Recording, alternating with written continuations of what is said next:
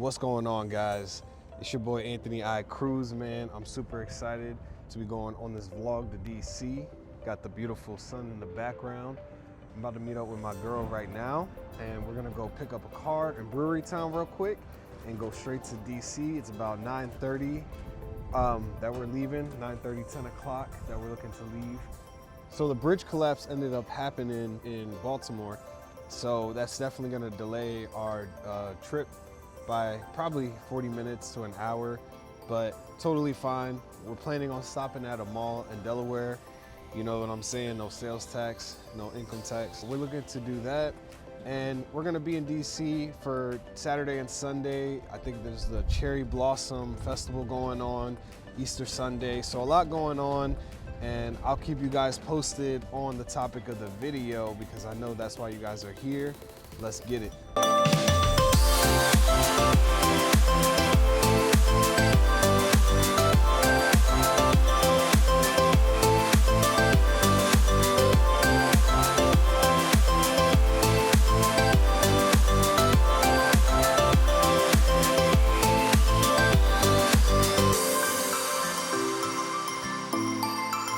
What's going on, guys? Out here in DC, you know, I had to get the hookup with the Crown Royale, you know what I'm saying?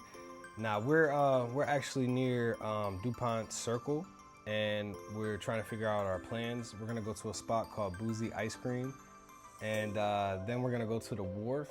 So, excuse you, a lot of things going on. So I just wanna say this before I get into the juicy details. I'm someone who started off making $15 an hour through staffing agencies and job hopped to the point where I was able to be fully remote and make over 6 figures. Now, what was one of the biggest lessons I learned is really, I'm gonna make this point in the video as well, but you have to be your own advocate. And that's not something that happens overnight. It's something that comes with time and experience, especially being a young man.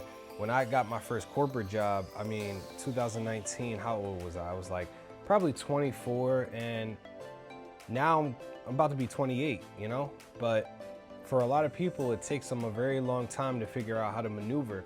And honestly, I'm not gonna sit here and say I'm the smartest guy on the internet and I have all the answers.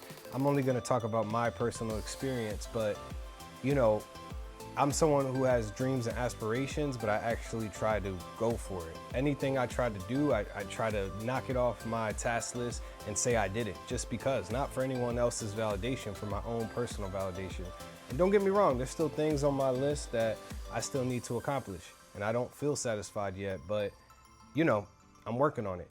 But the point I'm trying to make is it takes a lot of persistence, it takes a lot of courage, and it takes time for you to figure out where you want to go and how to get there.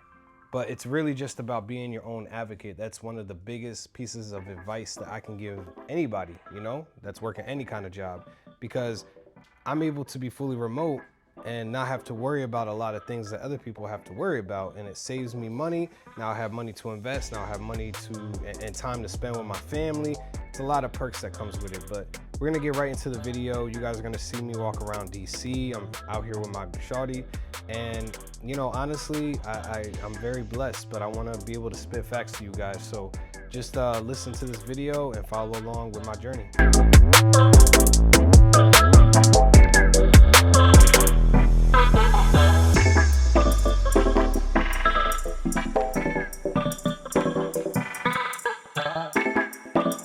All right, guys, so, you know, the trip was cool and all. I didn't really get everything I needed to get, but we're gonna continue on with the vlog. I'm in Philly right now. It's been like 2 weeks since the trip. It was amazing, but your boy got caught up. So let's get right into the topic at hand. So when I mentioned being your own advocate, you know, I'm gonna break down what that means. But let me start by talking about my very first job in corporate. All right, so my very first job was at Bloomberg, and I'll never forget, Bloomberg had like the glass ceilings, glass floors, and you know, it looked really nice. It had the nice food hall, almost like Google. I remember doing a group interview and then getting rejected. And then I got the job through a staffing agency. Now, the staffing agency promised to pay me $15 an hour. Meanwhile, I'm thinking this is a great deal. You know what I'm saying? And this is 2019, but thinking about it now, man, like I was driving an hour and a half to go to work and back in a really shitty car. It was like a 2001 Ford Taurus, getting paid $15 an hour. And I'll never forget too, one of the coworkers that I worked with was my age, but he was getting treated so much better. People were inviting him out to eat after work. They were treating him right. They were treating me like absolute garbage. And I remember breaking down at work and just feeling like, you know, this isn't the right setup for me. You know, it doesn't make sense. And I didn't understand corporate. So I just decided to go. And another staffing agency ended up hitting me up, and I ended up making more money and being in a better situation. And it's crazy because I didn't really know my worth back then. But guys, corporate, office jobs, all that stuff, it's a game. And that's really all it is. Being your own advocate is looking out for yourself, setting yourself up better, because these people have all the knowledge, they have the right resources and the experience to know what's a good setup and what's not. And when you're just coming in out of college, you don't know better. You know what I'm saying? You're just trying to get your foot in the door. But you have to slow your roll. You know what I'm saying? Like, if you can get a job down the street from where you live at, where your parents, and build up your money and set yourself up right, take your time, it's really gonna pay off in the long run. You know what I'm saying? Because I ended up moving out my mom's house, wasting money, wasting time. And these last 4 years for me have been just moving place to place, and not even really being happy or fulfilled. But going back to the Bloomberg situation, like, the biggest thing I learned is that this guy that was my age was getting treated better, getting paid more, getting better benefits, all that stuff. Meanwhile, I was getting the short end of the stick, and all I had to do was leave. And people discouraged me, you know? They were not my friends, they were not advocates, they were not friendly to me at all. They just demanded that I get work done, or that I be in meetings that I had no business in being in at all in the first place. And that was the power that I realized, like, I can make my own choices in life. I could dictate how I want my life to go. I thought I didn't have a choice. I thought it was just, hey, go to college and get a job. But as I kept progressing, I kept job hopping, because I saw how much other people were getting paid for the same work I was doing. And mind you, I did statistics. I majored in statistics in college. So I'm expecting that I was gonna get a good data analyst role and start making like 70, 80 off the bat. And that really messed me up. But as I kept job hopping, I kept making more and more money. But the second piece of advice that I want to give you guys too here is, you have to be able to seek knowledge and be curious, right? If you're not curious about how much more money you can make, you're not curious about different jobs that you could do, if you're not just someone that seeks out knowledge, you're gonna have a very, very hard time, okay? You're gonna have a hard time navigating through life in general. You know, I was talking to my cousin, my younger cousin who lives in Orlando, and he's going through all these issues with his current job, and he job hopped too.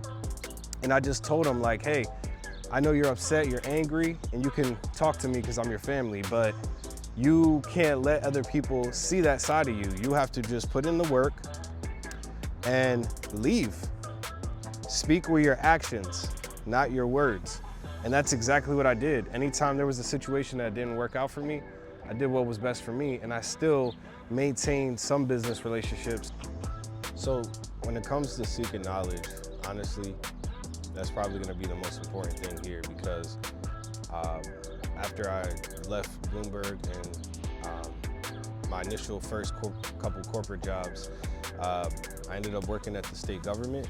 And I remember this was during the pandemic, right? So I was there for about 5 months, and they always said, hey, we're never gonna be remote. We're never gonna be remote. And next thing you know, we were remote. So for me, I took advantage of that situation by making sure I stayed remote. And from the end of the beginning of like March of 2020 to right now, I've been fully remote, and I made sure like I kept that lifestyle going. So like seeking knowledge is, you know, saying, hey, I may have learned this in college, I may have learned this from my parents, but what can I learn right now as an adult, you know, navigating through life? How do I, you know, talk to recruiters on LinkedIn? How do I become a business owner or start my own business? How do I learn how to code? How do I learn how to invest? And these are things that I'm doing now, but during that time, I didn't know better, but I seek the knowledge to make sure like I maintain the lifestyle of being fully remote. That was a new priority for me. And that's like my priority now, is to be fully remote for the rest of my life. And I think a lot of people feel the same way. And it's crazy because I only have like a year of experience working in like 3 different office settings, but I've worked so many like jobs like at Dollar General or Rite Aid. I was a lifeguard, so I worked retail jobs and whatnot, restaurants. But if you're not someone who's trying to you know, grow and learn outside of what you've already learned, you're not that kind of person. It's going to be really hard for you, again, to navigate through life and to navigate through all these situations when you're talking to different people and recruiters, and you're working in different work settings, and you're realizing that this is not a good fit for you, you know? What are you going to do? You're going to just stay there? I mean, you can. Sometimes it works out for other people, but for me, it didn't. And I didn't mention this earlier, I didn't have the GPA, I didn't have the internship, so I had to reroute, you know what I'm saying? And I made mistakes too. I made a lot of mistakes because I definitely could have gotten some grants, I could have networked more, but I just wasn't on that level so young, you know? It took me more time. But that's what ended up happening. So I started off, you know, working in corporate, staffing agencies, state government, and then the pandemic happened, and then I started navigating through other corporate jobs, but all remote for the most part. And every time I switched jobs, I made sure to increase the salary. I made sure to look up the market for data analysts in my area, even all over the country. And I just kept using these different benchmarks. And like another piece of advice is that you'll have different titles. Like I was a data consultant. I'm currently a senior actuarial advisor. I was a actuarial business analyst, which is like more in insurance. And all these titles don't really matter. I kind of categorize myself like as a data analyst, and there's specific type of data analyst, but don't get too caught up in like the titles. It's all BS, honestly, but use it to your advantage to look up what the market is and see what kind of data analysts are doing similar work to you, and then you can kind of make a benchmark because you're like, hey, I'm at 50,000, I should be at 80,000 for what I'm doing, whatever it is. So again, this goes back to being your own advocate, you know what I'm saying? I mean, it was hard, man, because I took risks, but that helped me build my confidence over time. And moving forward, I want to become a digital nomad, a freelance digital nomad, start my own business, start a consultancy, do something. And it's not going to happen right away. Definitely going to take a couple years, or shit, it could happen in a year, because I've been moving pretty quick. But, you know, when you, and I'm now making over 6 figures, so I can invest in myself. I can do a lot of things now I couldn't do before. Go on trips.